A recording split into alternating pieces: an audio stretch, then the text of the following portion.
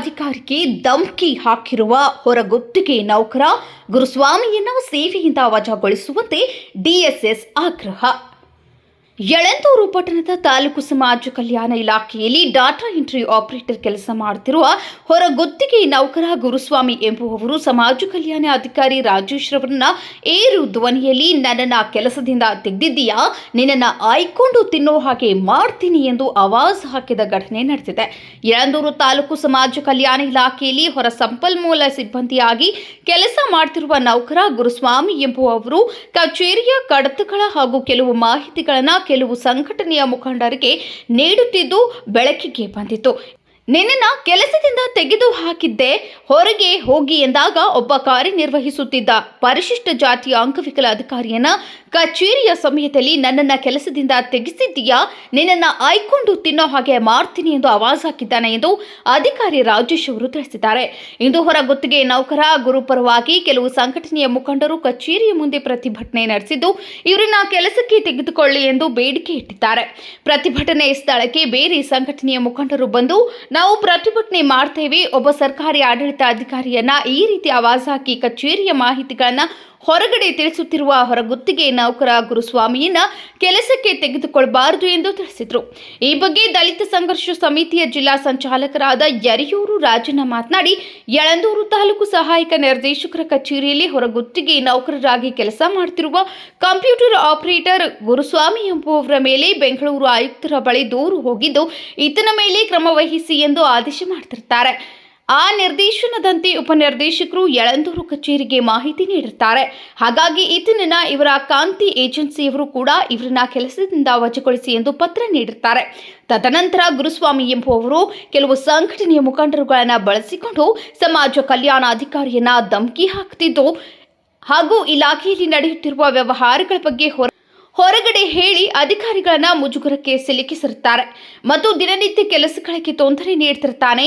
ಸಹಾಯಕ ನಿರ್ದೇಶಕನಿಗೆ ನೀನು ಒಬ್ಬ ಅಂಗವಿಕಲ, ನೀನು ಹೆಂಗೆ ಕೆಲಸ ಮಾಡ್ತೀಯಾ, ನೀನು ಬೀದಿಯಲ್ಲಿ ಆಯ್ಕೊಂಡು ತಿನ್ನಬೇಕು ಎಂದು ಕಚೇರಿಗೆ ಹೋಗಿ ಆವಾಜ್ ಹಾಕಿರ್ತಾನೆ. ಈ ವಿಚಾರವನ್ನ ಇಟ್ಟುಕೊಂಡು ಸಂಘಟನೆಗಳ ಜೊತೆ ಶಾಮೀಲಾಗಿ ಈ ರೀತಿ ವರ್ತನೆ ಮಾಡ್ತಿದ್ದಾನೆ. ಕಚೇರಿಯಲ್ಲಿ ಇಎಸ್ಐ, ಪಿಎಫ್ ಎಲ್ಲವನ್ನೂ ಇಲಾಖೆಯವರು ಸಂಬಂಧಪಟ್ಟ ಖಾತೆಗೆ ಹಾಕಿರ್ತಾರೆ. ಕೇವಲ ಒಬ್ಬ ಮಹಿಳೆಗೆ ಮಾತ್ರ ತಾಂತ್ರಿಕ ತೊಂದರೆಯಿಂದ ಬಂದಿರುವುದಿಲ್ಲ.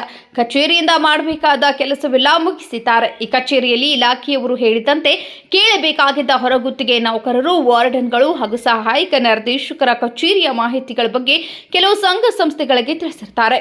ಸಹಾಯಕ ನಿರ್ದೇಶಕರು ಇಂದು ನಡೆದ ಪ್ರತಿಭಟನೆಯ ವೇಳೆ ಉಪನಿರ್ದೇಶಕರ ಸಮ್ಮುಖದಲ್ಲಿ ನನಗೆ ಗುರುಸ್ವಾಮಿಯವರು ಹಿಂದಿನಿಂದಲೂ ಕಿರುಕುಳ ನೀಡುತ್ತಾ ಬಂದಿದ್ದಾರೆ, ನನಗೆ ಧಮಕಿ ಹಾಕಿದ್ದಾನೆ ಎಂದು ಹೇಳಿದ್ದಾರೆ. ಆಯುಕ್ತರು ಆಗೋ ಏಜೆನ್ಸಿ ಅವರು ಇವರನ್ನ ಕೆಲಸದಿಂದ ವಜಾ ಮಾಡಿದ್ದರೂ ಈ ರೀತಿ ಗುಂಪು ಕಟ್ಟಿಕೊಂಡು ಬಂದು ಸಮಸ್ಯೆಯನ್ನು ಸೃಷ್ಟಿ ಮಾಡ್ತಿದ್ದಾನೆ.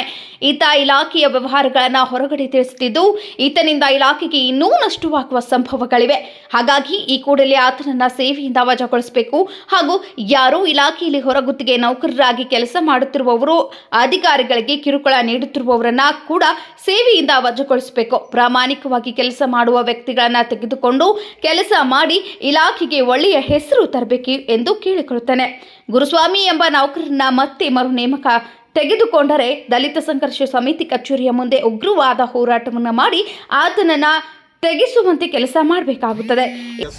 ಎಲ್ಲ FPF ಎಲ್ಲನೂ ಸಹ ಇಲಾಖೆಯವರು ಸಂಬಂಧಪಟ್ಟ ಖಾತೆ ಏಜೆನ್ಸಿ ಮೈಸೂರು ಅವ್ರಿಗೆ ಎಲ್ಲನೂ ಹಾಕಿರ್ತಾರೆ. ಕೇವಲ ಒಬ್ಬ ಮಹಿಳೆಯದು ಮಾತ್ರ ಅವಳು ಟೆಕ್ನಿಕಲ್ ತಾಂತ್ರಿಕ ತೊಂದರೆಯಿಂದ ಆಕೆಗೆ ಇನ್ನೂ ಹಣ ಜಮಾ ಆಗಿರೋದಿಲ್ಲ. ಬಟ್ ಇಲಾಖೆಯಿಂದ ಏಜೆನ್ಸಿಗೆ ಹೋಗಿರ್ತದೆ.